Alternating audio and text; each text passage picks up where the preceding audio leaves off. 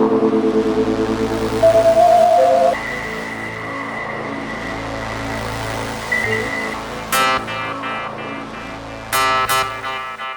there, and welcome to another episode of Ronan Nazarene Talks.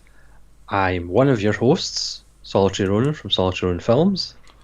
And I'm Nazarene Prod from Nazarene Prod. Yes. And today we're going to talk about a filmmaker who is a great filmmaker, the greatest filmmaker from Canada, I think it's safe to say, but somehow still underrated, and that's David Cronenberg. Yep. And in this podcast, Ronan will have to stop me from making it last 10 hours long, okay? So this is a general warning. I'm a massive Cronenberg fan. You can call me almost obsessive, so I'll probably have to get told that's enough talk about that film and I need to move on. So just a fair warning for any of you is you're listening to an obsessive. That's fair enough. Yeah. I think we all obsess about Cronenberg to some level. But I'm like you with I'm trying to think of Kieslowski. I'm that kind of level of obsessiveness. So yeah, Cronenberg started off in genre films, got the label of body horror, which people kind of labelled him with, even far into his career. He's always been controversial, even though to his fans he's not really that controversial, but to the mainstream he is, just because he tends to talk about subjects and discuss subjects that people aren't comfortable with, and that kind of courts controversy. We'll get to the big controversy of his career at some point. But he's done different things, different subject matters, different kind of periods of time. But he's like all great directors, he has certain themes that run through his work. Yep. So I'm going to talk about the short films, because I've seen the short films, really. Yes, it's been a long time since I've seen Stereo and Crimes of the Future. Yeah. Do you want to just cover all the short films he's done? Yeah, you might as well. Because there is like 5 or 6 of them. They start in 66 with Transfer and they go all the way to The Nest in 2013. But I'll try and kind of give you an idea of what they are. Basically, we have Transfer is kind of like a kind of comedy thing about 2 people in the snow talking nonsense, and there's a lot of elements of like a lot of like 60s psychoanalytical stuff and just general weirdness. It's one of those obvious short films by directors who are going to do better stuff. Like, he's still working out what he's doing. There is a kind of confidence to them, but they're even a short time run, they're still kind of slight, but they are interesting.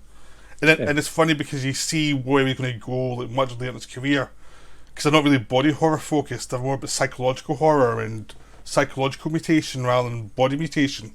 Yeah. From the Drain is all about like politics of people stuck in this bathroom where there's a threat that something's coming from the drain that will kill them. But you see a lot of it's about like conformity and sticking to the plan, and there's a suggestion of it living inside a regime that prizes conformity. So it is about that, and it's all about, because it was made in the 60s when there was a lot of like conformity from the right wing governments and what they wanted, and a lot of left wing rebellion against them. So there is an element of that to the films, an idea of what's going on with these what they see as fascists. So there's a kind of political element to them,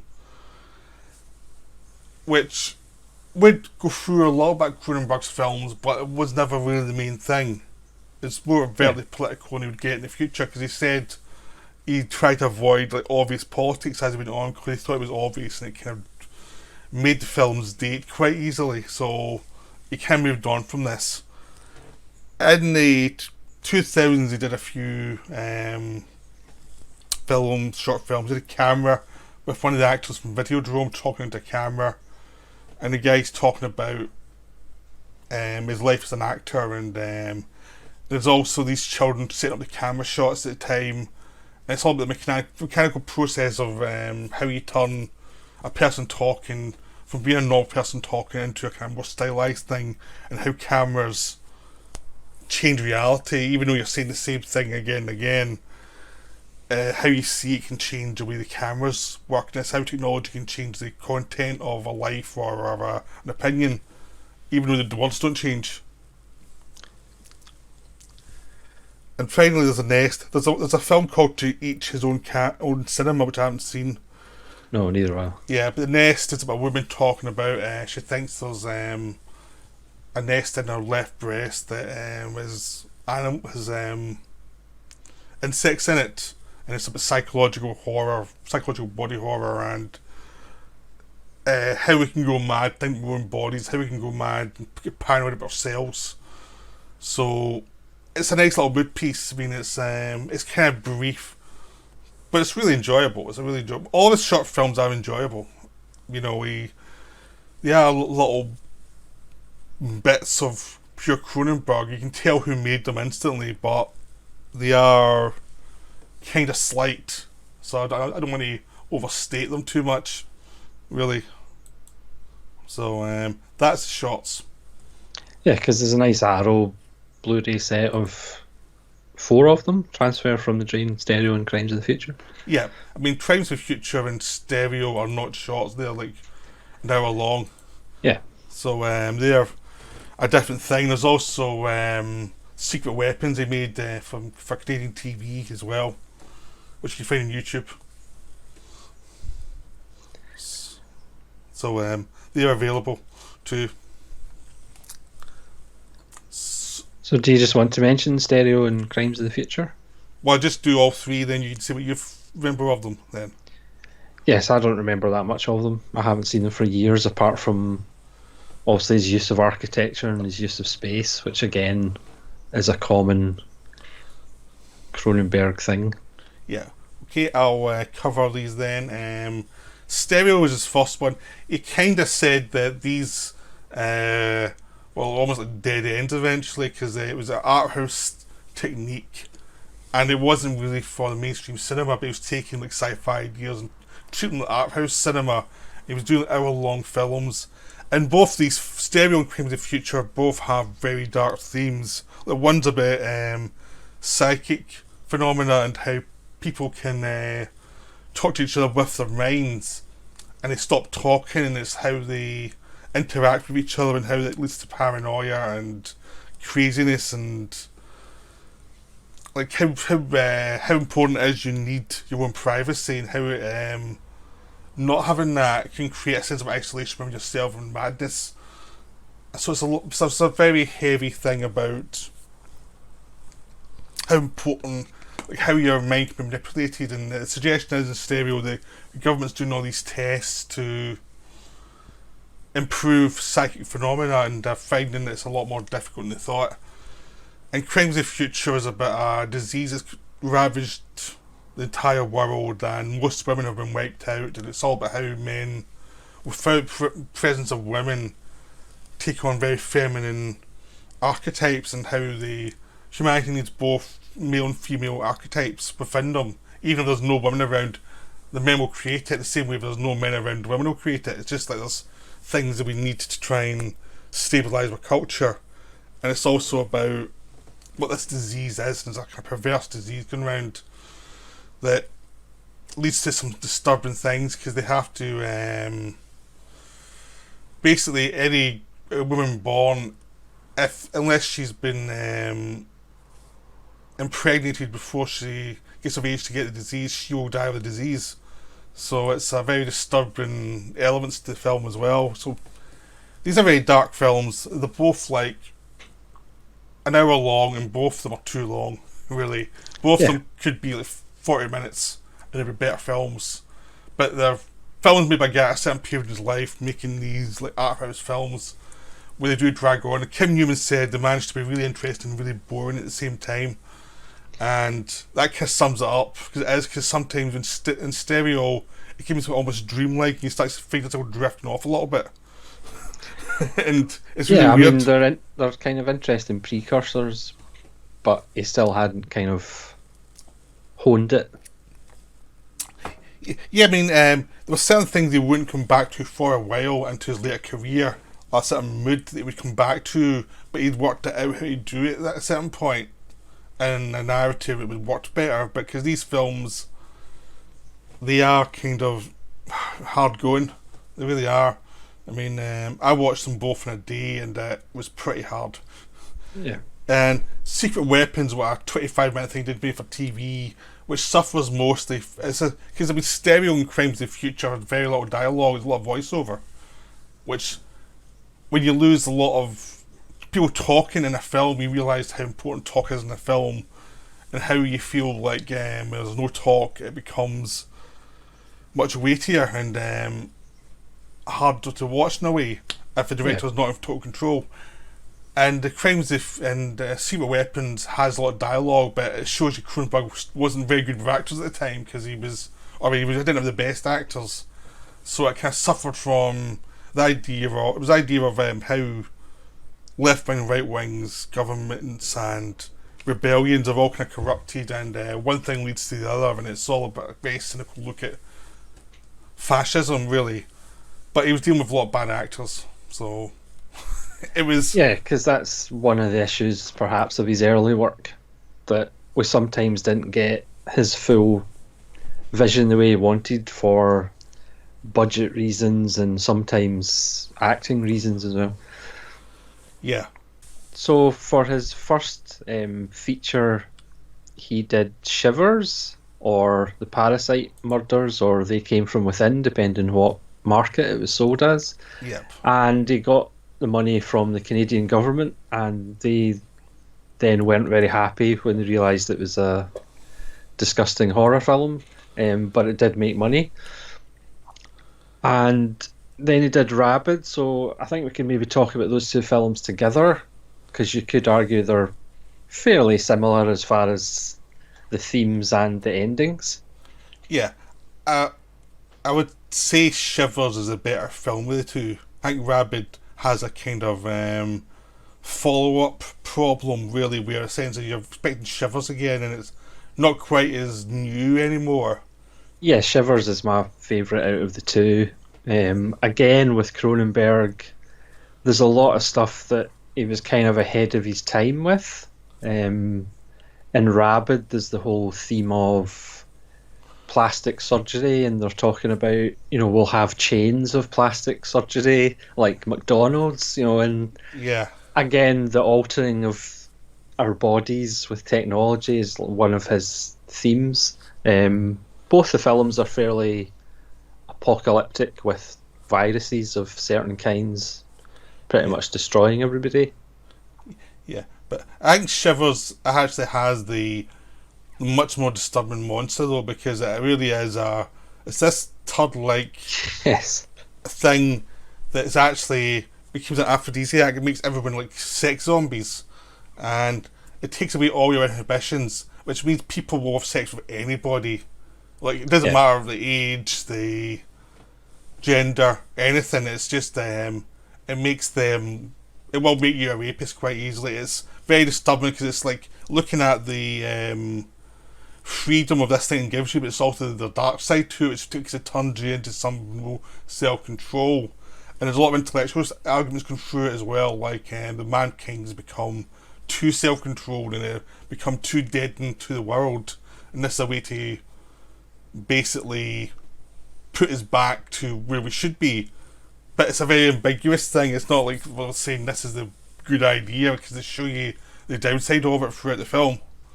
Yeah, Really. it's how we would act without morals, without rules. The fact that it's kind of self-contained in this kind of upmarket futuristic apartment block, which doesn't seem to be near anything.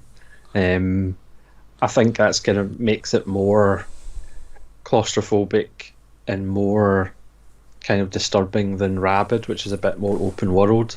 And again, it's obviously a satire as well of the rich and luxurious. Yeah, I mean, it would. Have you seen the film High Rise, made years later, based on G.G. Ballard novel? This kind of theme continues throughout culture. This idea of this high rise that's where all your social elements can fight one another basically and become animals against one another. It's like this fear that these kind of apartment blocks are just a breeding ground for insanity. That Yes. I've got to say, I love those kind of films. Yeah. It's like it's an entire society in one tower block, which works really well. Yeah, I mean, it's got. Sorry, oh, yeah. I'll let you. No, I was just going to say it's got a great turn by Barbara Steele. The scene where she gets infected is fantastic when she's taking a bath. Yeah, Um, yeah. I mean, it's one of those ones with a lot of memorable stuff, and there's lots of great imagery and just this general creepiness. There's a creepiness to that film that goes well beyond the horror shocks. It's just in the atmosphere of it. In a way, I think Rabid is much more of the scary idea of these zombies that are rabid killing people. There's less of a scary undertone to the idea. There's lots of good ideas, just the idea itself has been overused by zombie movies, so it doesn't have the same kick. But Cronenberg brings plastic surgery into it, which creates some nice elements to it. yeah, I think Rabid is more kind of physical, and Shivers is more psychological. I think Shivers has more ideas to it than Rabid does. Yeah, Shivers has creepy ideas. But Rabid actually does have a good remake, which is unusual. You know, most remakes are terrible, but this one actually had a good remake, which was surprising. But so, And they both kind of end in similar fashions. yeah, I mean, critics of Cronenberg have said he doesn't really do endings that well, but I think apocalyptic endings are always good. I'm pretty honest.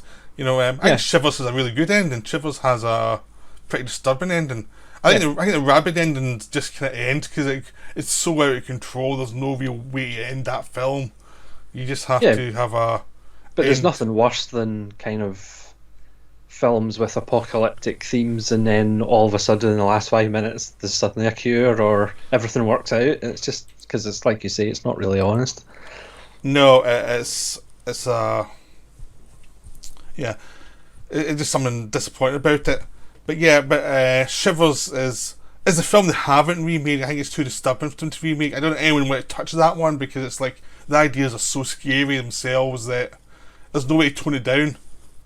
You know. Yeah, because would you say that Rabid's perhaps more famous and gets kind of more talked about? But I think, as we both said, I think Shivers is the actual better film. Yeah, Rabid is easier to take. Rabid can be seen as a George Romero rip-off in a way that Shivers can't be. Shivers is his own thing. Shivers is unique, but Rabid's unique for the genre. Rabid takes the vampire and zombie genre and does its own scientific thing with it. It's got its own thing. It's just like the genre it's placed in has already been perfected in a way that Shivers has a much wider range because it's dealing with the genre in a more unique way. Yeah. So do you want to move on then to the next two films from '79? Yes, one of which might be a surprise to Cronenberg fans, and one of which might not be. Yeah, these are now tax shelter films, which means the Canadian government was putting money to films to boost their economy. So Cronenberg made two films in 1 year, which was Fast Company and The Brood. Now, Fast Company is weird because it's not a David Cronenberg script. I think he rewrote it, but it's about car racing. Cronenberg's a car nut. It's something yes, he's a petrol head. Yeah, it's something that doesn't come up much, but he is a car nut. So even though the film itself is a very generic, car film, it's got some nice performances. It's got some people. He worked with a lot of people in this film that would use behind the scenes and work with certain actors again. So it's an enjoyable little film. There's nothing very Cronenberg about it. It's just a professional film he made that's very enjoyable. Yes, it does kind of stand out from the rest of his body of work, but it's perfectly watchable. Yeah, I mean, I really enjoyed it when I watched it. It just, but he got a lot of his people behind the scenes through this film, and he brought over to all the other films, so it was important to him. But The Brood is his first big film with like big actors. Before he was working with very not well known actors. I mean, Marilyn Chambers was the big star in Rabid, but she was a porn star. This is Yeah, the first time he'd actors like Oliver Reed in his films, so he actually had actors with a reputation, really. yeah, and Samantha Eggar, and Yeah. what's the guy's name that I always forget? The husband, Yeah, because he's kind of forgettable. forgettable. Yeah, no one knows who the husband is. Yeah, apologies to the Yeah, husband, but but no, you watch this film for Oliver Reed and Samantha Eggar and the crazy stuff. Because this is all about a divorce, basically. A guy divorced from his wife. His wife goes to this place run by Oliver Reed, and it's a kind of psychological, using having your psychology manifest itself in your body. So it's a pretty dark film. It's the one Cronenberg film I don't watch that often because it is pretty dark, pretty disturbing. It yeah, he is. said it was because he was going through a divorce himself, and that's what came out of it. So. Yeah, it does feel like it's a very damaged film, like that film with damage, really, Yeah, and which means it's harder to watch. But and it is about the damage done to the children of divorce and how they become um, bruised by their experience. yes, but obviously it's Cronenberg, so he takes it to Cronenbergian places. Yes, It's not Kramer versus Kramer. no, but no, and that's when the therapist is Oliver Reed. You know, Oliver Reed is the therapist, and I've got to say right now, Oliver Reed is amazing in this film. It's like Oliver Reed, when you give him the right part, he's just gold. You know. Yeah, And because his performance, he's fanatical about his therapy, and he just pulls that off. I know it's just it's almost like you wish Reed had done more films with Cronenberg because he was a perfect Cronenberg actor. In this film, he just this feeling of his insanity. Yeah, he just, almost plays it. He almost plays like a cult leader, and that's how he believes his therapy is. Yeah. I mean, this is one of the films. We want to know why Oliver Reed is so well thought of as an actor. This is one of the films to watch. You know, he's so good in this. He's so such a maniac. And Samantha Eggar is also a maniac as a mother, divorced mother, who's manifesting her anger at the world as these babies who are going to kill their enemies. And it's wonderful, but it's just there is a tone to it that is very damaged, which makes it harder to watch than some of his other films. Yes, and it is rather disturbing near the end. Yeah, it is. It is a very bruising film. I just find it hard to watch, though. To be honest, it's. I mean, there's other films Cronenberg made afterwards, which most people would probably find harder to watch. That I'm fine with, but this one, I do think the damage of what he was going through at the time does seep into the film. Yeah. But it's still a wonderful film. It's still really recommended. Yes. I mean, of his 70s film, I think this and Shivers are the best. These are the two gold standard. Yeah, I would agree with that. These are the ones to see. If you're only going to see two films from the 70s, these are the two to see, really. But they're great.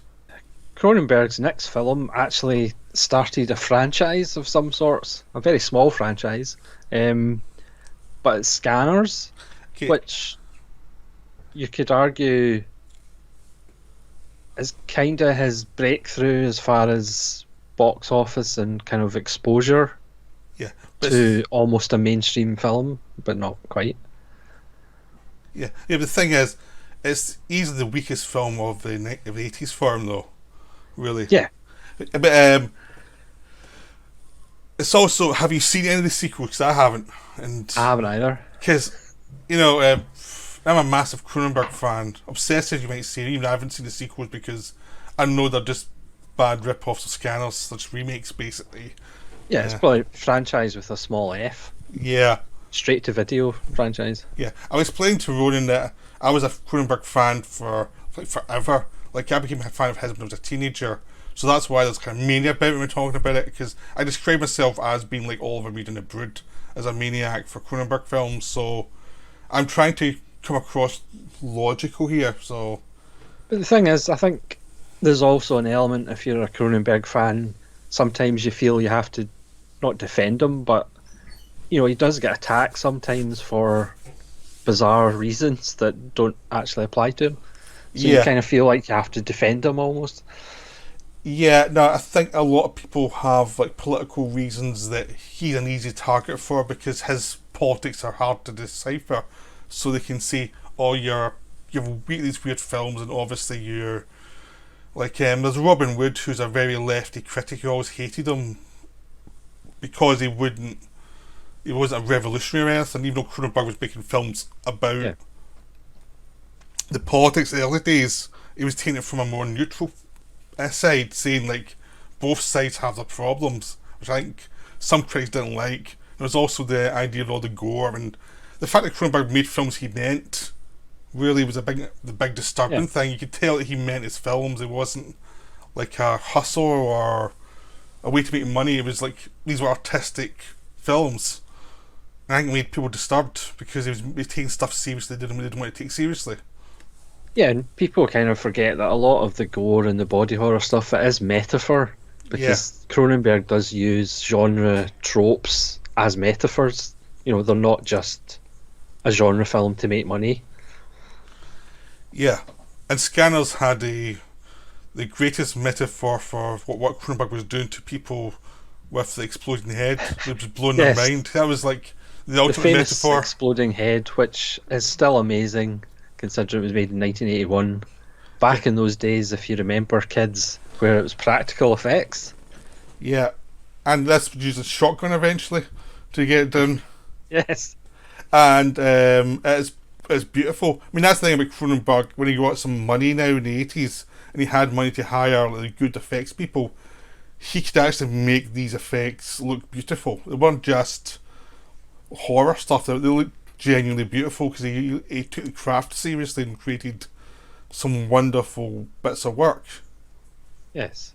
And Again, the sculpture and scanners, yeah, which is quite special. And again, he got a little better acting with Patrick McGowan. yeah. Michael Ironside gives a subtle performance in Scanners. Yeah, no, that's the thing. He's two good actors. That's two really good actors. McGowan was apparently drunk and set most of the time, but Yeah. he's great in the film, and Ironside's great.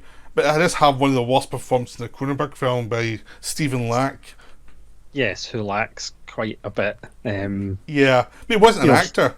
He No, wasn't. he's an artist. Yeah, Um, but again, it's kind of that weakness of the early Cronenberg films, as far as sometimes the acting's not really up to what the vision is. yeah. But it's always I think Cronenberg was good at hiring like character actors for the supporting parts. Like the people doing the exposition stuff were always Yeah. good. So the guy in the first in Shivers and Rabid who was very kind of common sense feel to him, and he was always just delivering the exposition. That was always great. So he knew to hire certain people to get certain things across. But yeah, the Scanner's lead actor was terrible. I think also because it was being rewritten at the time while they were shooting it, the plot itself is very haphazard and it starts and stops a lot, and you get moments in the film it's going 100%, is working really wonderfully, and there's other moments it's very kind of awkward. Yeah, it's uneven. It's a bit uneven, but it is a lot of fun. Yeah, and it's Mainly due to McGowan and Ironside and some of the effects. yeah, and it's and when it works, it really works. That's the Yeah, thing. Is like it has its problems, but it works. It really delivers. It's just one of those films. It's a shame Cronenberg didn't have another few months just to finesse it all, and then start filming. But he had to film yeah, before the script was finished, so it was a and problem. had to kind of reshoot the ending. And when you learn how much work went into the effects in the ending, it's quite amazing. Yeah, but it's still a wonderful film. But it is the kind of weakest of his 80s films. But now he was going to go into a great run after this. I mean, he had two films in 1983, so not just one, Yes, but two great films in the yes. same year. So we had Videodrome and Dead Zone. So I'll let you start with these ones actually, since I've been hogging everything. Well, Videodrome, I think, is probably the best of his early work as far as getting the mesh of acting and effects and kind of what the vision that he wanted to get. Because this stars James Woods and Deborah Harry in a nice turn. And again, it's Cronenberg being ahead of his time in regards to the internet, in regards to cable television, in regards to pushing the boundaries of what we watch, the taboos that we watch. James Woods is this sleazy TV producer who's looking for, pushing the boundaries of the sleaziest, most violent things, and he happens across this bizarre channel, and gets sucked into a very strange world where reality and fantasy mesh and meld. Yeah, I think the same with Videodrome is when you're watching it the first time, you have no idea where the hell this is going, like at Yes. all. It is going really weird, and you don't know. You literally don't have a clue. This is a film that influenced decades worth of genre films. This is, Yeah. if there was no Videodrome, you would half the output from Japanese sci-fi would be gone. Really, because Yeah. so much of Japanese output has come from Videodrome. Because And again, I don't think Cronenberg gets enough credit for his influence and like just being ahead of his time in so many subjects. yeah, I mean the whole idea of all the kind of metaphors with the plugged into TV and you're getting actually influenced by TV, or are you, and how you're weaponized by TV to Virtual reality. I Yeah. mean, the big headset that they use is not that far off from the virtual reality headsets you get with PlayStation and stuff. I know, because I'm looking at one right now. I know that could be straight from Videodrome. Yeah, and it's also the whole idea of how you're actually influenced by what you watch. Are you or aren't you? To what degree are you? And who are the influence people are trying to influence that for their own good? Who's trying to exploit it? And like James Woods wants to find something new and extreme, but why does he want that? And it's all about Yeah. the various views of what TV is and what does imagery mean to you, as a big metaphor, really. Yeah, because it's always been the argument of, violent television and films causes violence. Some of that Cronenberg has been levelled at himself, so it's quite funny that he's obviously looking at that subject. Because that's another thing that's underrated about Cronenberg. He does have a wonderful sense of humour. Sometimes Yeah. I think it's a Canadian sense of humour and talking in broad terms. Yeah, but it's also the good thing with this film is one of the reasons where this Videodrome was kind of a big breakthrough is he doesn't answer any questions. He leaves it up that the film is a metaphor for the struggle rather than giving you something Yeah. that you can hang on to. It's like, no, you have to work out yourself. There's no Yeah. answers. Because again, I think that's another criticism of Cronenberg. He doesn't give answers, but then great artists shouldn't give answers. They just ask questions. And people obviously get scared and confused when their films don't tell them how to think or what to believe. Yeah, I mean, we'll get to it later as far as not having a moral decision told to you by the filmmaker, but Yeah. that's what proper artists do. yep. And this was a major film. And now we're going to the Dead Zone, which is I'll let Ronan take this one. Why? This is Cronenberg actually adapting a Stephen King novel, so he didn't write it himself. Even though it's one of the better Stephen King adaptations, not surprisingly. And again, he's got a proper actor, Christopher Walken, who I'm not biased about at all. And it's just such a great film. Again, it's kind of forward-thinking. Martin Sheen's maniacal presidential candidate, who'll stop at nothing to get elected. Again, it's just got a wonderful, eerie atmosphere. If you haven't seen the film, well, you should have probably seen it by now. But it's about kind of psychic powers. Christopher Walken has an accident and he comes back, and if he touches people, he can see into the future. It's just so well done, and it kind of proved to perhaps the Hollywood system that Cronenberg could do, a genre, a Stephen King adaptation where so many others have failed to do a proper Stephen King adaptation. And Cronenberg ticked all the boxes and made a really good genre film. Yeah. The funny thing is, if you're, one of the criticisms earlier on was it wasn't a real Cronenberg film, but if you actually look at Stereo, Dead Zone's almost a remake of Stereo.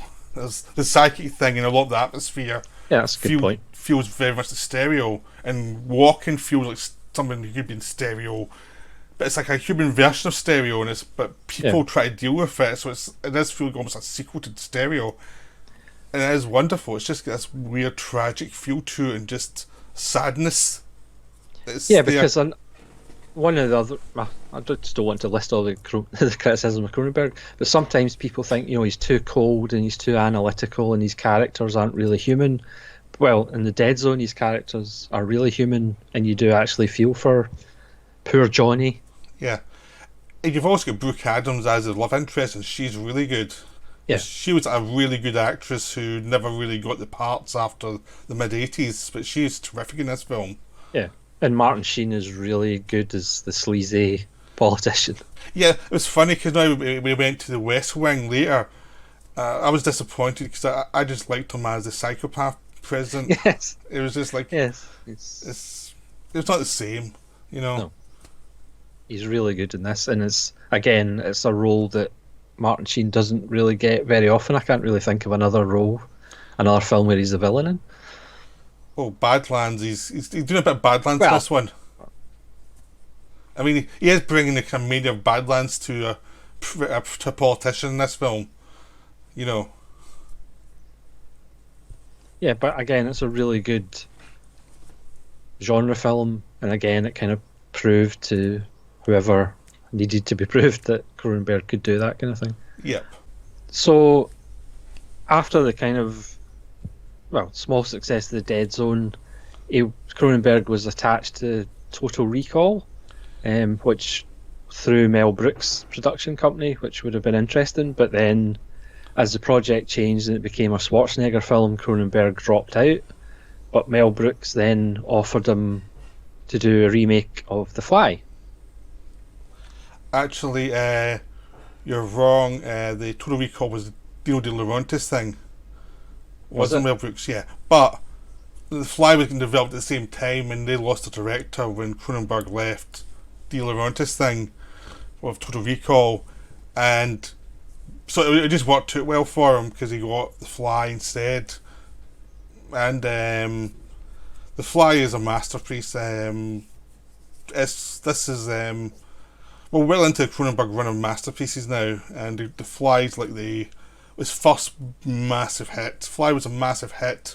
People who don't like Cronenberg loved The Fly because it's a love story as well as a exploration of a body horror of basically it's a metaphor for dying.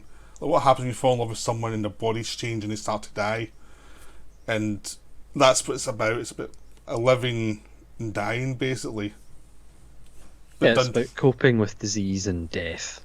Yeah.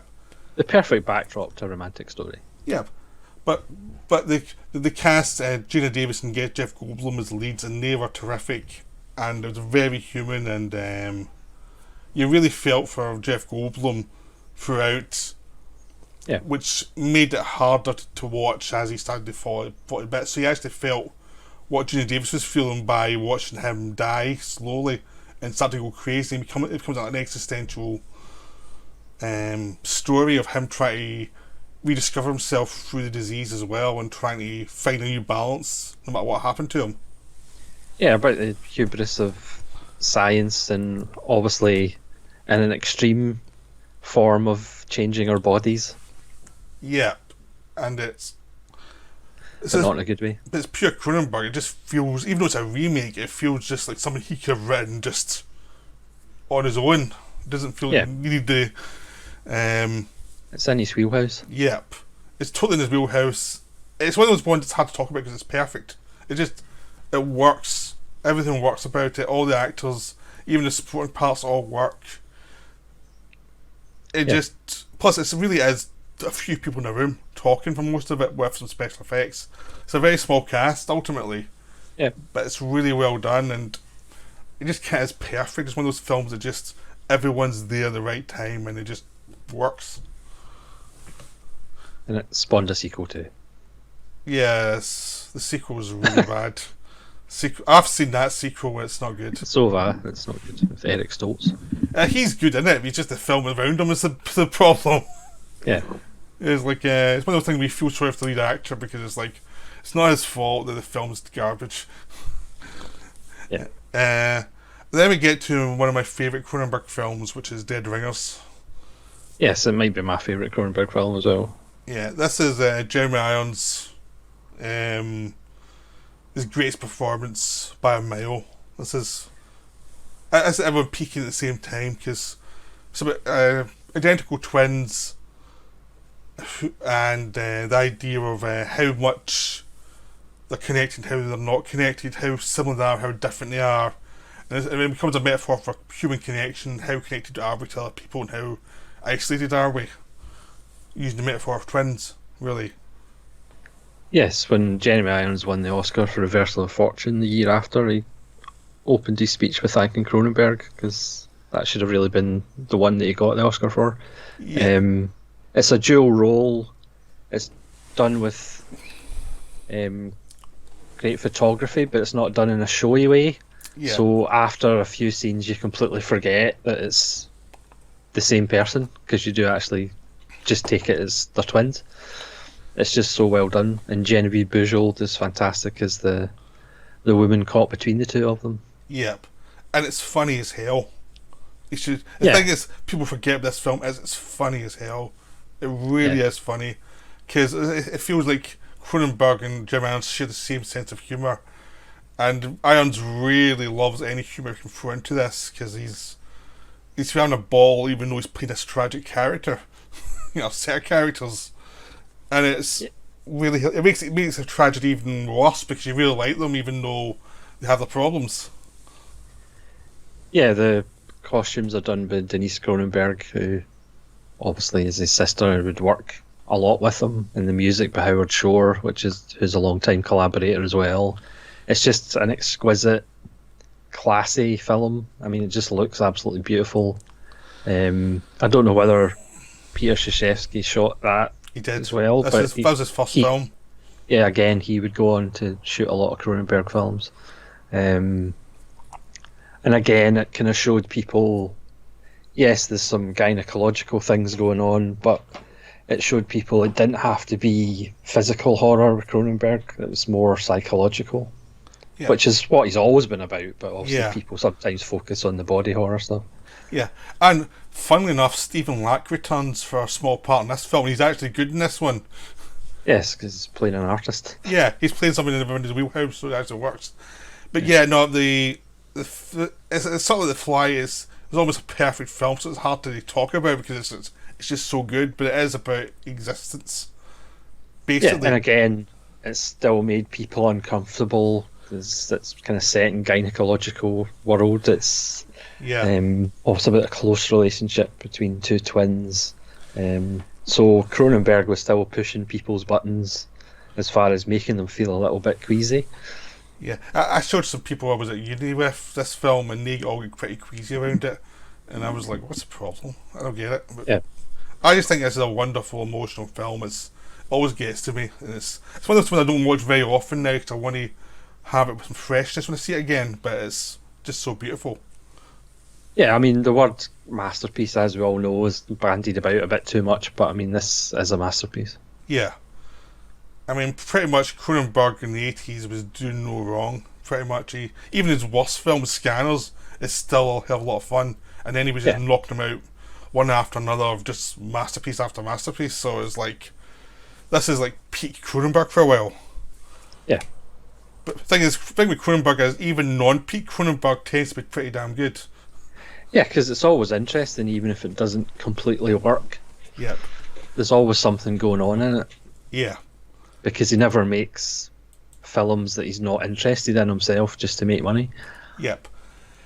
So now we're going to Naked Lunch. This is his first, like famous adaptation, because he started getting into adapting books, really, for a while. Yes, adapting unfilmable books. I know. He wanted something easy. Easy stuff. Yeah.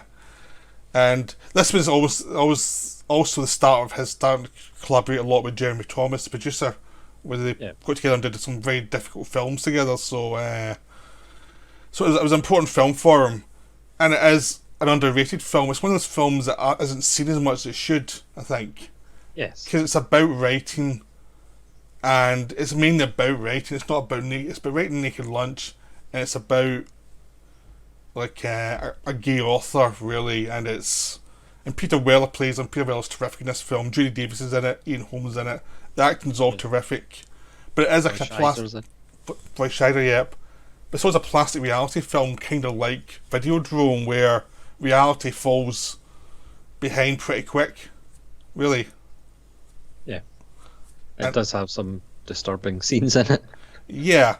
It's about writing, but it's about writing trying to show you what it means to the author rather than making just have an author write at a table. It's all about how he interacts with people and how he starts to come up with things and how crazy writers actually are and how needy they are and how dysfunctional they are.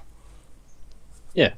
And it brings writers to be human rather than just being these like big creators that a lot of other films would make them, you know. Again, it is a beautiful film. I need to rewatch it. It's been a few years, but it is a beautiful film. Yeah, and again, the finale is heartbreaking. The finale is really a gut punch. You know, and also there's it's another film I took friends to see and they all hated it and all wondered what the hell I was thinking. Yeah, because when I was at uni, a bunch of friends went to a video shop and I picked Naked Lunch because it was Cronenberg, and then we all watched it, and most of them just walked out, and I was never allowed to pick another film to rent. I really enjoyed it, and everybody else absolutely hated it. So yes, such is life. Oh, you see, I had an advantage when I was a student though, because I was the one who owned a video player. Ah, so they had to listen to me. Your ball, your game. Yep. So, I rigged the game basically. Yes. So now we're going on to M. Butterfly, which is the Cronenberg film no one talks about much of all his career. It was a film I was waiting for it to come out for ages because it was released in America and we were waiting for ages to see it come out here, and then it never really came out. You had to see it in video basically. Yeah. And it's a film I actually like a lot, but it is very flawed.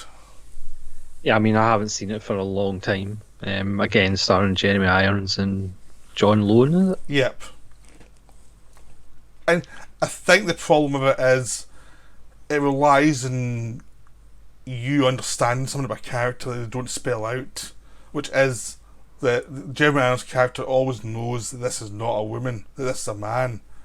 Yes. And it's implied always that Irons has fooled himself, and it's all about how does people fool themselves into believing things that are obviously unreal. So it's a psychological film, but people thought you were meant to not get it. Yeah. People expect a crime game, and it wasn't a crime game, it was something else.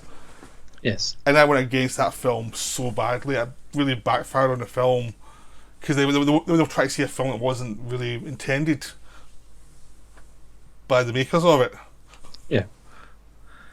But it is a film that jumps a lot. There's a lot going on in it. Cronenberg didn't write the script, and you get a feeling it could have been like 10 minutes longer to explain certain things that would have helped the viewer understand things.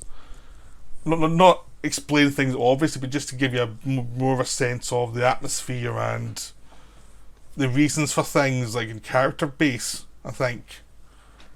Yeah, I mean, it's the one film in his catalogue that I haven't seen for a long time. Yeah. Yeah, I mean, I do like it a lot, but it is a bit clunky. It does feel like... I'm not sure the studio messed with it, but it does feel like people took bits out of it. Cronenberg took bits out of it that they should have kept in. It just feels like... Yeah. It is a bit awkward. Like, there's a problem with people perceiving it to be what it wasn't. There's also a problem, I think, there's some script problems in the second half that makes you feel you're jumping from bit to bit a bit too quickly. And yeah. So it is one of his weaker films, but it is underrated. I think it's...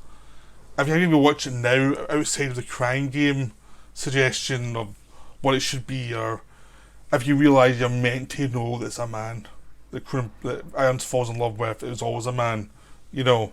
Yeah.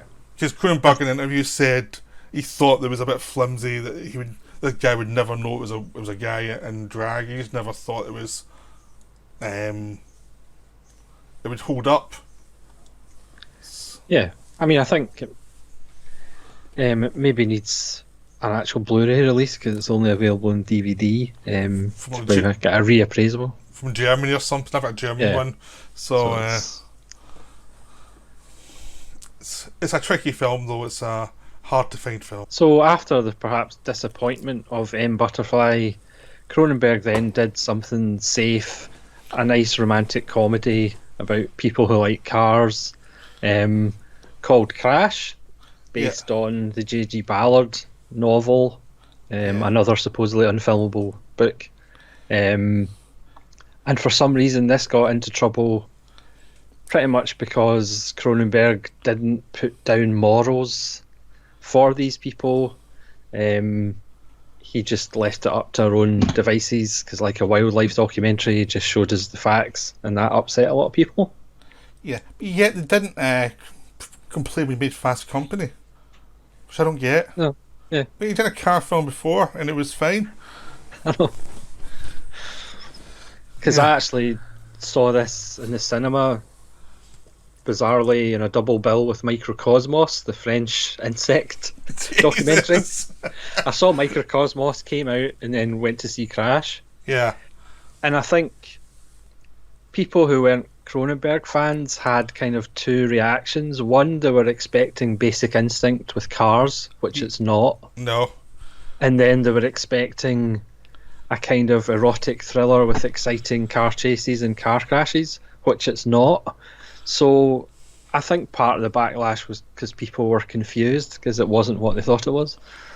Yes. I saw it in the Edinburgh Film House, like after it had been released.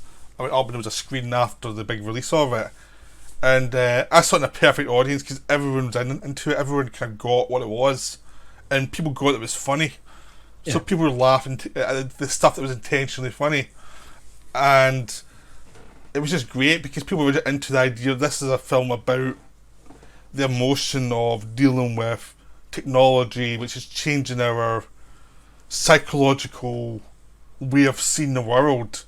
And it's about how that's changing underneath us, and we haven't quite got the tools to talk about it or understand it, but we're just trying to work it out. What does it mean to us? Yeah. And to me, that's... Sorry. No, I was just going to say it's about trying to connect with people you can't connect with, so you use different methods of connection. Yeah. And it's also about a world that's changed about you, so you can't... It's like you don't even have tools to reconnect. You still try to work out what the new rules are. And that happened in life a lot, was like morals change and you have to try and rework them, and also what's the interior life of a person versus the kind of social life of a person, and how do they match up, and do you want to be an outsider or do you want to just be connected to the normal? Yeah. And these people don't care about being part of the normal.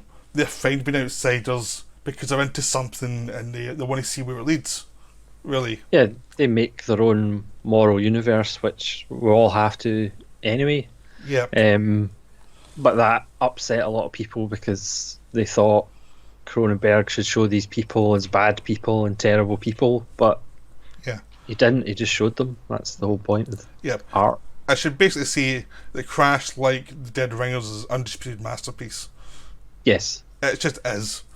It got a recent 4K and Blu-ray release in Germany in the media book, which I got the Blu-ray of, and it's fantastic. Not to be snobbish, but I get the 4K. Of course you did, but it's just beautiful. You know, I'm the one that told you about it. Yes. Which is okay because someone told me about it and they were getting it too, so it just became this almost like a virus of people getting it, sort of like a Cronenberg film. Of people. Yeah, because again, we've been waiting years for a Blu-ray release, and did we ever actually think we would get one? And then to actually have it is pretty awesome. Yeah, the thing was the DVD release, a Columbia release, and that's Sony, and they tend to make good copies of stuff. So even though there was a DVD, it wasn't actually that bad a DVD. Yeah, We could survive on it. It wasn't terrible. It was yeah, no bad quality, but you're always waiting for a Blu-ray, a much better quality version, and you get it, and it's beautiful, and you get some nice extras. But it's the film itself, and it's James Spader gives his best performance. yeah. And Holly Hunter, as you've probably never seen her, Yeah, Rosanna Arquette's fantastic, and Elias Koteas is just wonderful. I mean, whatever happened to Elias Koteas? He was in all these kind of late 80s, early 90s art housey kind of films and was really fantastic in them, and then he's kind of disappeared a bit. yeah.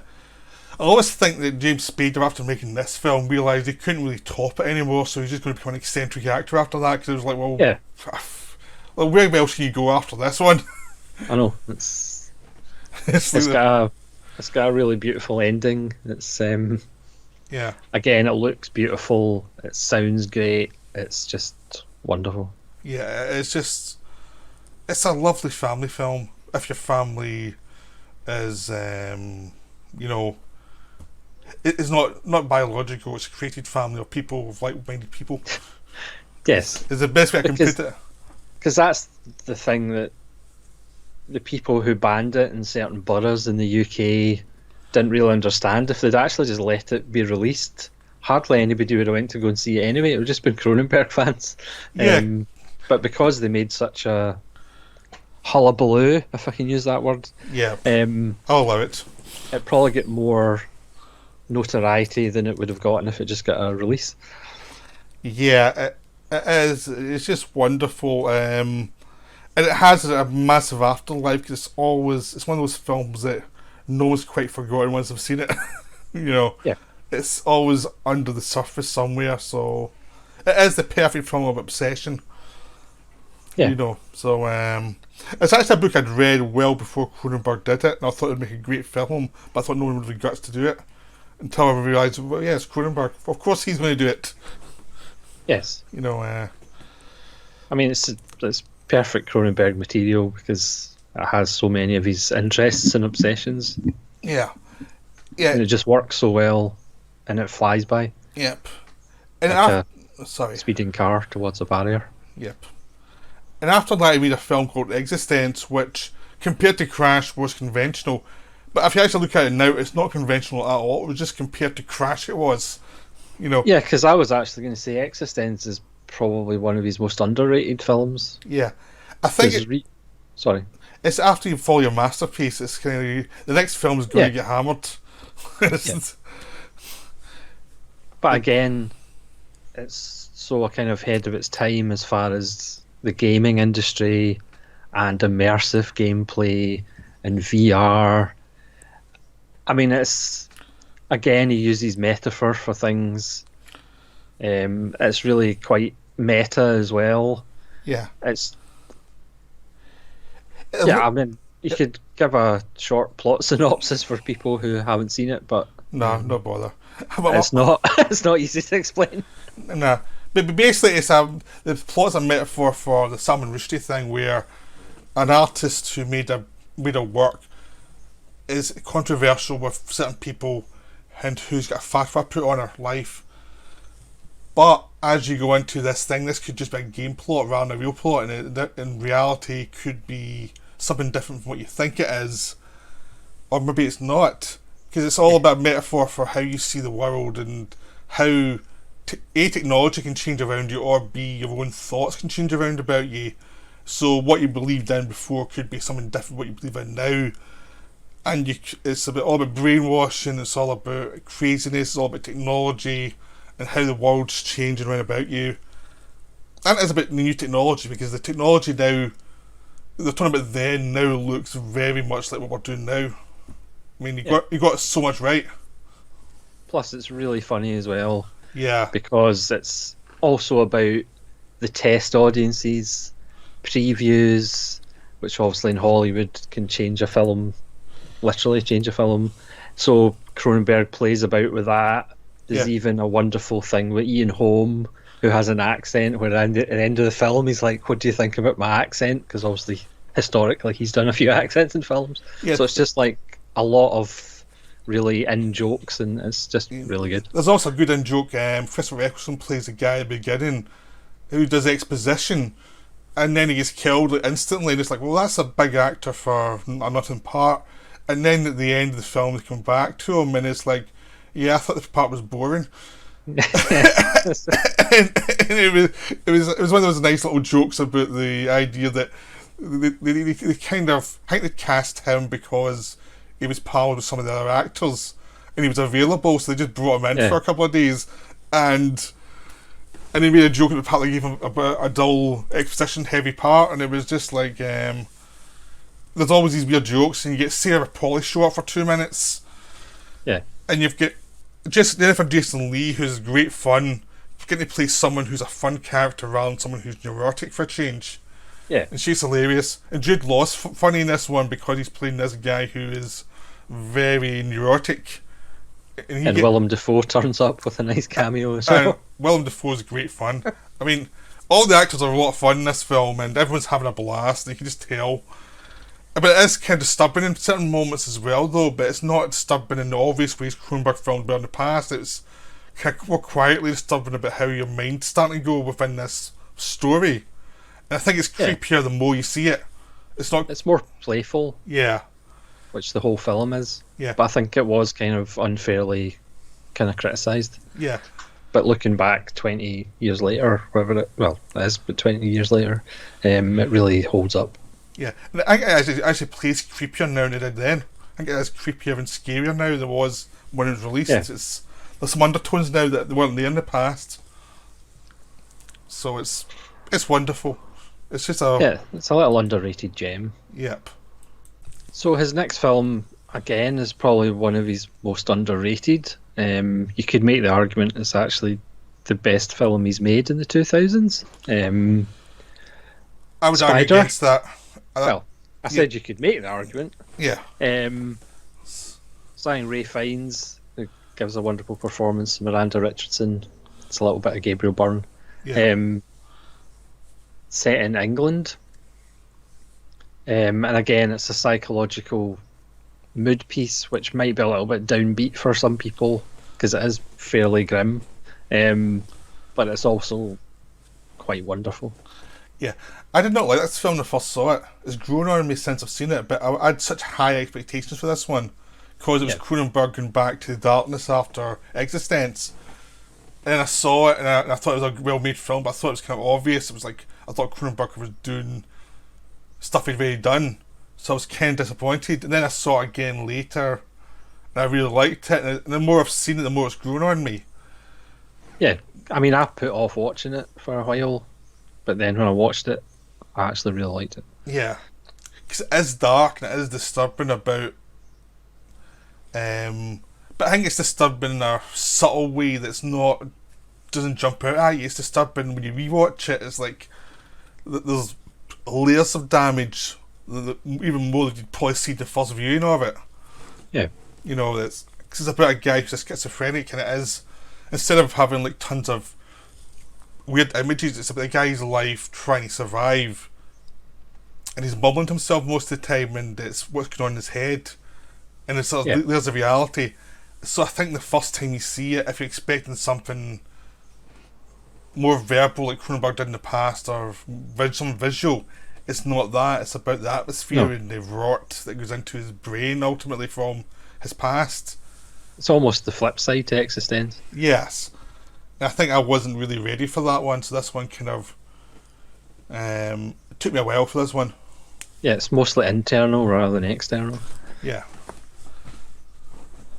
Yeah. Now I'd say it's one of his masterpieces, but at the time I wouldn't, because I think I was just off with this one. I don't know. I just missed how good it was when it first came out, really. Yeah. And it is one of the few Cronenberg films that isn't on Blu-ray. I know, it's we're still waiting. And it sounds Ray Fiennes, who's in one of his best performances. You thought this would be one of the first ones to get a Blu-ray. This seemed to be the obvious one to get our Blu-ray release, and we never got it, and it's like weird.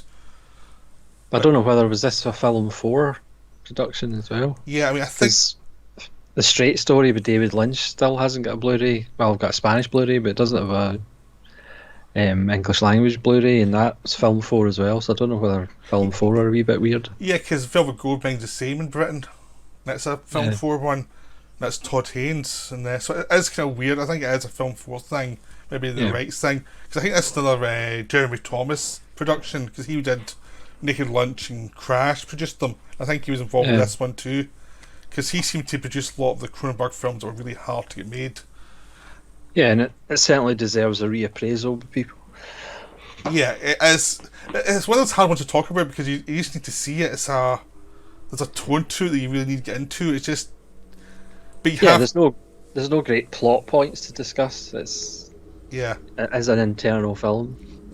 and the moments. It's not about revelations, it's about the slow unwinding of this character. And I think that's one of the worst things about not being a Blu-ray release is because Ray Fiennes is so good in it, and it's like Yeah, he has a really horribly hard part to play, and he does it so well. And it's a part that's very unlike most of the other characters he plays. yes, it's a million miles away from Grand Budapest Hotel. Yeah, because I mean, normally he's very Fiennes is very good at verbalization, and here that's Yes, taken away from him entirely. You know, and it's like show you what you can do without talking too much. yeah, And he but really delivers. it's another challenging Cronenberg work that makes you kind of think and makes you work at it. He's not in for easy pleasure and easy viewing. Yeah, and it's not a case of him pushing actors and giving them a chance because Cronenberg, after the start when didn't have access to good actors, he's made up for it because I think he liked giving actors a challenge and giving them stuff that's difficult, and he puts his trust in actors and builds the whole film around the performance rather than Yeah, around. and actors want to work with him because they kind of know that if you do, chances are you're going to do some of your best work. Yeah, I mean, and a lot of actors come out in Cronenberg films looking so much better and having such a better career because they've got the confidence after working with him. Really. Yeah, we'll So, maybe mention that in a wee bit. yes, but there's also a case of actors who work with Cronenberg having a good career already, but wanting to go to the next level, which is what's Yeah. coming now. With Yes, because with the History of Violence was one of his start of his trilogy with Viggo Mortensen. yes. Well, we talk about History of Violence and Eastern Promises together. Uh, sure, if you want. Yep. Well, obviously they're both Viggo Mortensen as the main antagonist protagonist. Yep.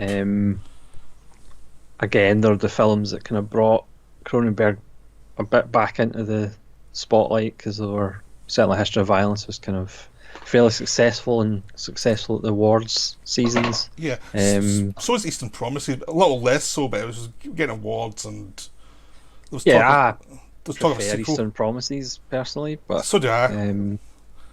History of Violence I think is the one that gets the kind of more publicity. Yeah.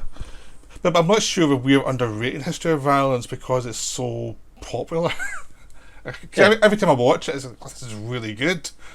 But Yeah, and I'll always go back to some promises because I just love that story more. Really, ultimately. yeah. I mean, History of Violence is about somebody who has another life, and people turn up wanting him to go back to his previous life or to show his previous life, and he denies it. And again, it's about identity and your true self, which again is another theme in Cronenberg. Yeah, but it's also an ambiguity of true self because this guy's had a true self that he's trying to get away from because he doesn't want that self. He's another self within him he wants to embrace instead. So it's the ambiguity because there's almost like two true selves for him, really. Yeah, And it's almost like the merging of both selves into something that's balanced, really. Does that make sense? yeah, Yeah. It's almost like the characters and Scanners coming together at the end, yeah. but less special effects, and it's just one character dealing with his Yeah, own I mean, terrible. you could argue it's a little bit more conventional than some of his films, even though there's some nice kind of unconventional shots in it. and some sex scenes are pretty playful and probably disturbing for yes, some people. But I thought they were good fun. but for me, it's kind of one of these maybe less interesting ones of the 2000s. Yeah, I think it's I mean, it's a good film, but yeah, it's less, it's more obvious compared to those other films, really. yeah, But I think it's really good. You've Ed Harris in a supporting performance is great as a guy yes, prodding him, and you get some nice stuff. And Mortensen's really good, but I think also Mortensen's better in Eastern Promises because he's really into his grooves then, and he's really yes, playing a character is really complicated because he's a guy who's like undercover in the Russian mafia. So he's a cop undercover, so he's a split personality again, but he's much more in control of it. But it's about what outside forces prey on both sides of his personality, really, and how does he survive within this world, and the different friendships he's made, and how does he deal with them? yes, and Armour Mueller-Stahl's fantastic. That's kind of the patriarch of the Russian mob. Who's a lot darker than you would actually think. Yeah, and again, it's a role that we don't really see him in very often. He's usually the nice older gentleman. Yeah, and this one he's really not. No, he's pretty nasty.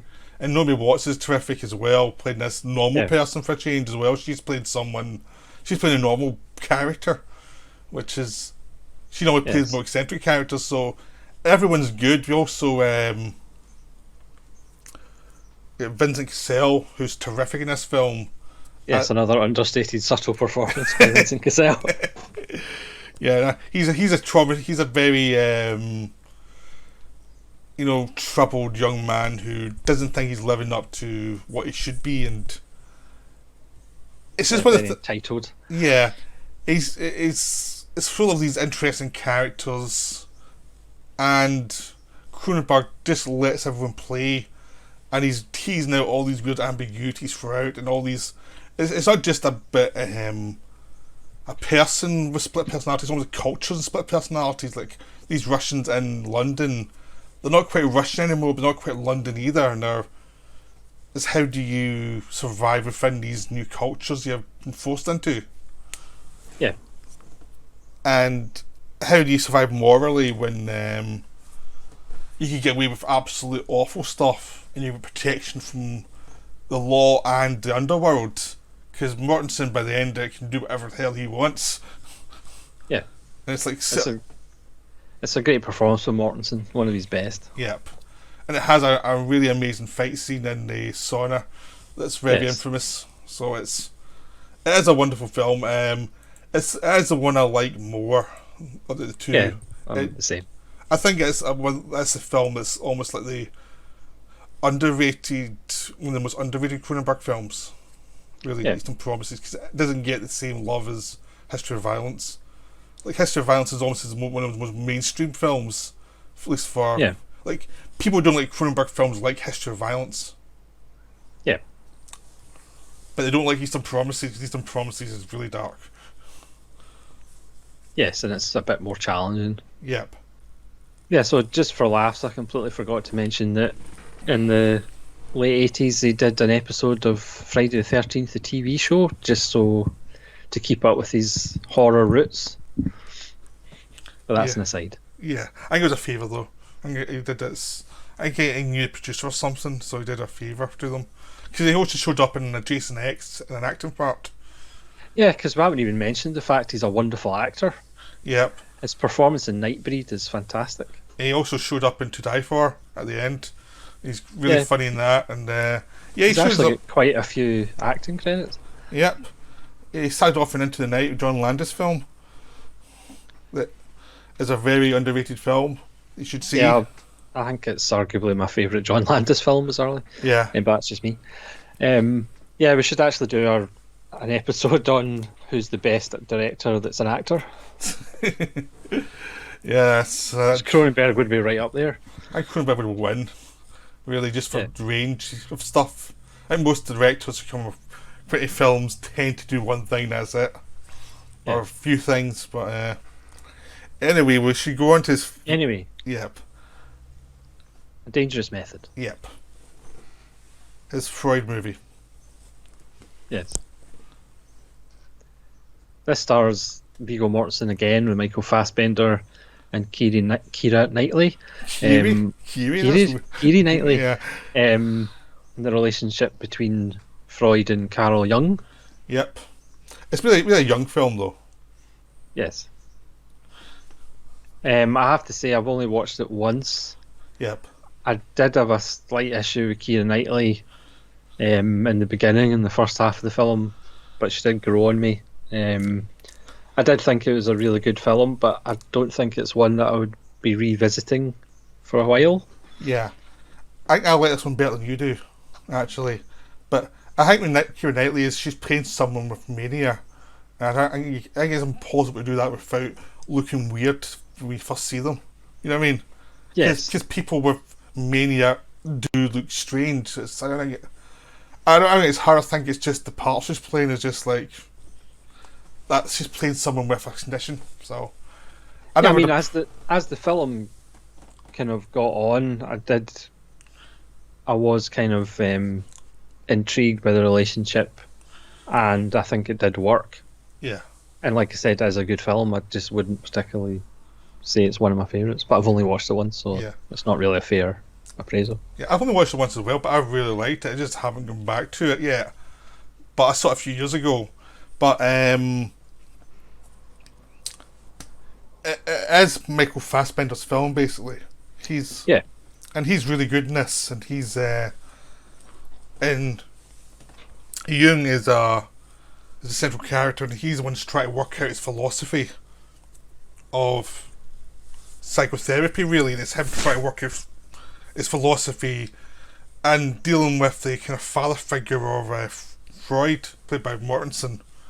And it's basically how a theory develops and how you have to go through all this methodology to try and develop a view of humanity and how difficult it is. But it's also the funny side of it, because it is kind of darkly funny about all the flaws you have, and Jung doesn't understand his own flaws for a while, and everyone else seems to understand his flaws better than he does. And yes. It is quite an amusing film, actually, and Vincent Cassel shows up again playing this. Yeah, I have to say, Vincent Cassel is actually understated in this. I think it's one of his few performances where he's actually quite reserved. Yeah. I want to say I adore Vincent Cassel as an actor. He's so good, and his stuff with Cronenberg is just great, because he plays these people who are unhinged but kind of sad and tragic at the same time. Like, there's a human side to them despite their kind of mania. And yeah, you could argue he's not actually in it enough. Yeah. But I think it's a case of that there was a part in the film when Cronenberg brought in a really good actor who made the part bigger than it probably should have been. You know? Yeah. I think it's just too good casting. But I think this is a really underrated one. I think it's one of those ones like Spider that the more you see it, the more it will grow on you, really. Yeah, I think that might be the case. There's a lot of interesting stuff going on, but I think it's subtle stuff, and I think it's... A lot of people didn't like this film when it was released. It was released... it was maybe one of the big films of its year, and then it was released and people didn't understand it at all. Kind of like Madame Butterfly in the 90s, where it was like, what the hell is this? This is not what we thought we were going to get. And so... but I think it's wonderful. I think it's a really nice film. I think it's... Cronenberg being playful when he could have been very serious. Yeah. But I think it's nice. It's nice at the end where we find out what happened to the characters. Yep. And I think it does take up the idea of psychotherapy and how complicated it actually is, and how open interpretation and a lot of the stuff that's hiding below the surface that is bigger than even the therapist can deal with. So because obviously Freud, everything's about sex, and absolutely everything's about sex. Yeah. Sex is about sex. Yeah. But sometimes a cigar is just a cigar. Yes. But yeah, it's a hard one to talk about because it's about therapy, but it's not much of a plot. It's actually just about the characters talking. And it's just the relationship. It's a character piece rather than a plot piece. Yeah. But I'd highly recommend it, though. If you haven't seen it, go see it. It is worth your time. Yeah, you can pick it up cheap on Blu-rays. Yeah. Because any Cronenberg film, even his weaker films, are worth your time. Really. Yeah, he doesn't make throwaway films. Yep. So we're next going on to Cosmopolis, which is one of my favourites of Cronenberg. Really. I just say that straight away. It's one of my favourites. Yeah, again, I think it's a good film. I think Robert Pattinson is arguably his career best performance. I do think it's a little bit sporadic at times, but again, I haven't watched it multiple times. I still think it's a good film, but I perhaps need more rewatches. Yeah, this is one of those films. Now, certain films you just get instantly. You're watching it, you just get it. There's like, it kind of summed up my feelings at the time about the way the world was going. This film just seemed to like inhabit what I was feeling about the world. It just seemed to be this. Yeah. Thing is, this world is out of control, and there's this guy who should be the top of the world, but he's miserable and he's depressed and he's guilty as hell because half the stuff's his fault, and it's a complicated character and a complicated man, and he's talking to these people in the back of his limo. So Juliette Binoche turn up for a little bit, and she's great. You've got his wife, who's terrific. You've got his various sidekicks, and someone's threatening him as well, so he's trying to work that out. And it's like a road movie in the back of a limo. Yeah, but he's having a mental breakdown as well, and he wants to go and get a haircut. Yes. And it's kind of like the seriousness of the situation in the world going on, but also the absurdity of it all and how silly the whole thing is and how the thing is ultimately not that important. And it's like a weird look at the world. It's based on a Dom DeLillo book, and it has a terrific end sequence with Pattinson and Paul Giamatti. Yeah. Which is just a showstopper. But yeah, but for me, this one is one of Cronenberg's best films, and I think it'll hold up really well. But a lot of Cronenberg fans didn't like it when it came out. Yeah. It got a kind of sniffy reaction when it came out, like, which surprised me because I thought this was the most Cronenberg of Cronenberg films for a while. So there you go. Yeah, it's one I need to rewatch again. Yeah. But again, it's a good film. Yep. Yeah, so one absolutely rave and one it's a good film. But yeah, so but it's quite funny to see different reactions to films because because no one's the same. Everyone's got their own little reactions. Certain people are going to respond to one film over another, really. So but as I said, I'm a hardcore Cronenberg fan, so this is me being restrained. I kept it till Cosmopolis before I had a massive rave about film, so I thought I did pretty well. Yeah, well done. Yeah. So the next one was Maps to the Stars, or his last one up to this point. Yep. And I think I liked this one instantly more than I liked Cosmopolis. Yeah. This one's again about Hollywood, so it's Cronenberg sense of humour, and it's just about different strange characters, and again it's not really plot driven, it's more character driven. It's got a really good cast with Julianne Moore and Mia Wasikowska. Yep. And John Cusack. Again, I wouldn't say it's one of his great films, but I really enjoyed it. Yeah, I liked it as well, but I preferred Cosmopolis, but I would just the flip case of this one. Like, yeah, I like Cosmopolis, you prefer Maps to the Stars. And it's also Pattinson and Mivzovsky, or whatever you call her surname, I'm terrible with names. They were in Damsels years later together, and it's also a terrific film I would recommend. It is a weird film, but it is wonderful because it takes what could be a melodramatic devices and sort of focuses in on them as psychological issues and the dementia of stardom, dementia of a system that's focused on surface level pursuits. Yeah, it's kind of like Cronenberg's love letter to Hollywood, but obviously it's made with poisoned ink. Yeah. But it's also a look at a kind of shallow life, people who do not have deep ambitions, who do not have depthful meaningful thoughts. The way if you see any actor talk about anything political, you can roll your eyes and cringe because they don't get Yeah. anything of depth. This is like a film about their kind of psychosis, really, and what's driving them. Yes. I think that's underrated. Maybe that's why it didn't do as well as people thought, because I think it was almost buried because people were kind of embarrassed because it was getting at the kind of crazy below the surface, because they don't mind being Mickey taken in Hollywood, but I don't think they like to be analysed as something that's almost like a disease. Yeah, because Hollywood likes films about Hollywood, but up to a certain point. Yeah.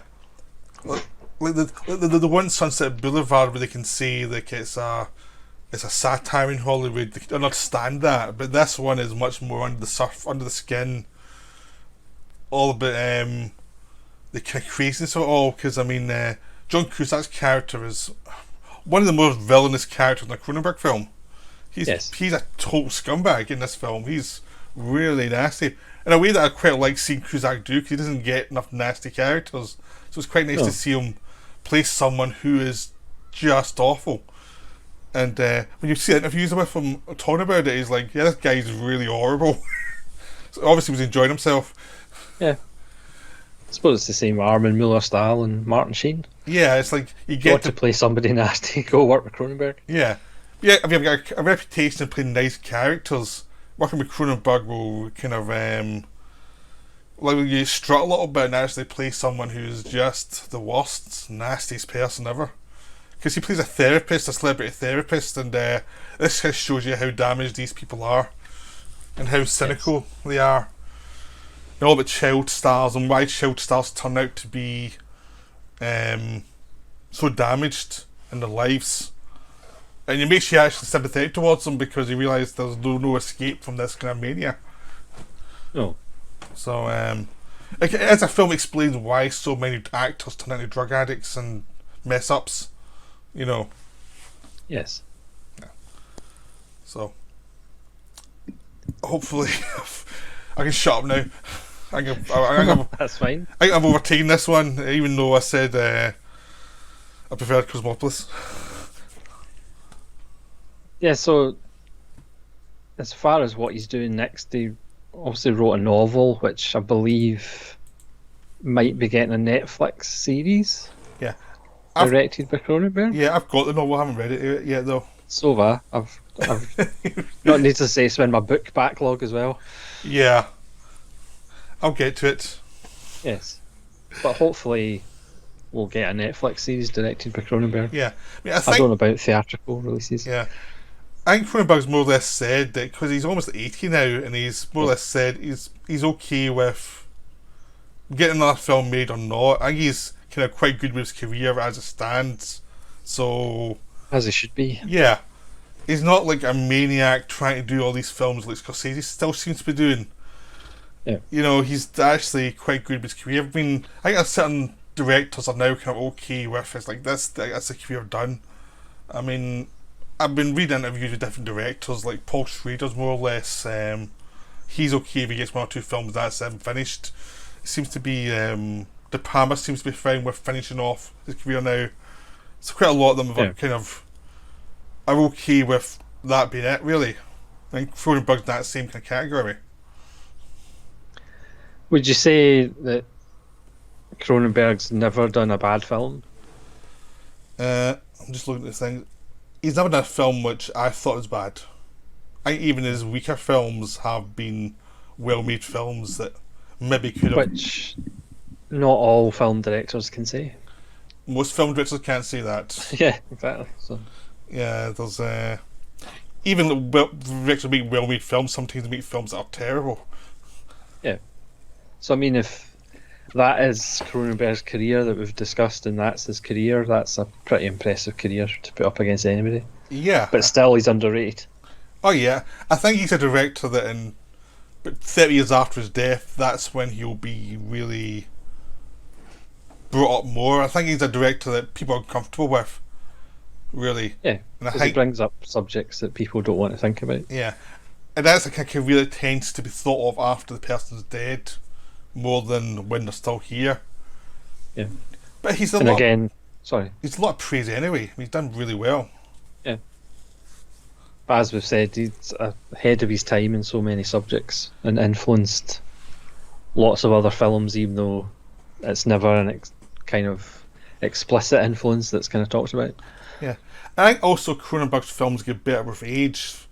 They tend to get released, they're well thought of, but 20 years down the line they tend to be thought of better, really. Yeah. And I think a lot of the films made in the 2000s are now gestating, and they'll probably get a lot more credit as we go along. I mean, even people like us who like Cronenberg films, we haven't seen his later films as much as we've seen the earlier films because they've been out longer. So we've had a chance to rewatch them and get the nuances in a way we haven't had a chance with the later films yet. Yeah. So it's our fault, you know. Yes. So I haven't watched Spider 50 times yet. yeah, no, yeah. But well, this thing is now you have time to watch them and you'll get the nuances more. I think it's just a case of his films are multi-layered, so they take time. Yeah. So we have that time, so we should take advantage of it. Yes. So that's. Are you good with this as our Cronenberg retrospective then? Yes, if this doesn't make people go and watch some Cronenberg, I don't know what will. Well, you know, we can just hunt them down after that point. Go watch some Cronenberg that you haven't watched before. Yep. Watch something else apart from The Fly. Yep. Watch all of them. Just lock yourself in a room and watch all of them all in one go. That's my recommendation. Because the thing is, Cronenberg films aren't all like 2.5 hour films, so they're generally relatively short films. Hour and a half to 2 hours generally. Yeah. I don't think he likes having too long running time. You know, he shoots them all in 1:85 to 1, so they fit the TVs as well because he doesn't want to have the widescreen stuff and compressing imagery and things. So he actually makes the films very user friendly. So there's no real excuse, you know. So get some of your friends round when the law tells you it's okay, and have a naked lunch party. Yeah, actually, Cronenberg's the perfect director for this time because his films are political, they're psychological, and they're about diseases. There's nothing. Ticks all the boxes. Yeah, he's the director for this time. Go watch his films.